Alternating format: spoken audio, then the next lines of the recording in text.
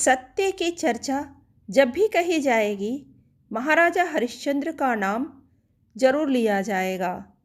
राजा हरिश्चंद्र सच बोलने और वचन पालन के लिए मशहूर थे। उनकी प्रसिद्धि चारों तरफ फैली थी।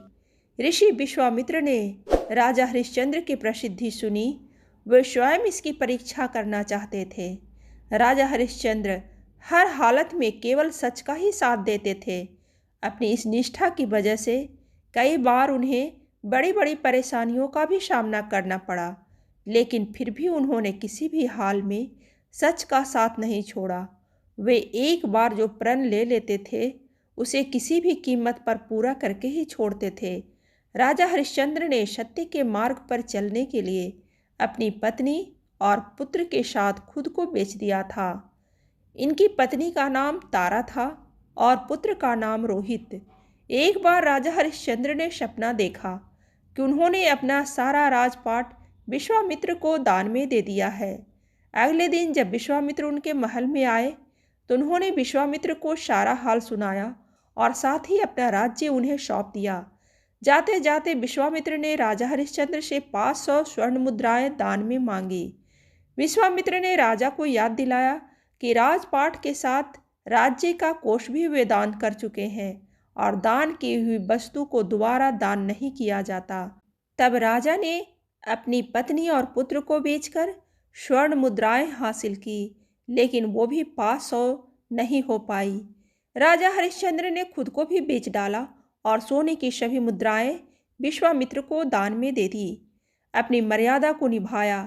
राजा हरिश्चंद्र ने खुद को जहाँ बेचा था वह शमशान का चांडाल था, जो शवदाह के लिए आए मृतक के परिजनों से कर लेकर उनके अंतिम संस्कार करने देता था। एक दिन सर्प के काटने से इनके पुत्र की मृत्यु हो गई तो पत्नी तारा अपने पुत्र को शमशान में अंतिम क्रिया के लिए लेकर गई। वहाँ का राजा ने रानी से भी कर के लिए आदेश दिया। तभी रानी तारा ने अपनी साड़ी को फाड़कर चुकाना चाहा। आसमान में बिजली चमकी तो उस बिजली की रोशनी में हरिश्चंद्र को उस अबला स्त्री का चेहरा नजर आया। वह स्त्री उनकी पत्नी तारावती थी और उसके हाथ में उनके पुत्र रोहिताश्व का शव था।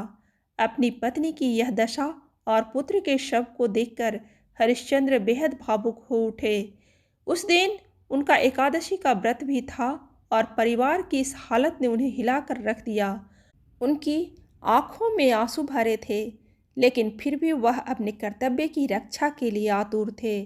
भारी मन से उन्होंने अपनी पत्नी से कहा कि जिस सत्य की रक्षा के लिए उन्होंने अपना महल, राजपाट तक त्याग दिया, स्वयं और अपने परिवार को बेच दिया, आज यह उसी सत्य की रक्षा की घड़ी है।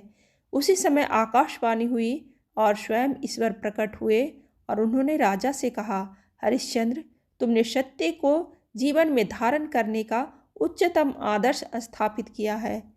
तुम्हारी कर्तव्य निष्ठा महान है। तुम इतिहास में अमर रहोगे और राजा की ली जाने वाली दान वाली परीक्षा तथा कर्तव्यों के प्रति जिम्मेवारी की जीत बताई। हरिश्चंद्र ने ईश्वर से कहा, अगर वाकई मेरी कर्तव्य निष्ठा और सत्य के प्रति समर्पण सही है तो कृपया इस स्त्री के पुत्र को जीवन दान दीजिए। इतने में ही रोहिताश्व जीवित हो उठा। ईश्वर की अनुमति से विश्वामित्र ने भी हरिश्चंद्र का राजपाट उन्हें वापस लौटा दिया। कहानी अच्छी लगे तो लाइक जरूर करें और ऐसी ही कहानी सुनने के लिए सब्सक्राइब बटन दबाइए।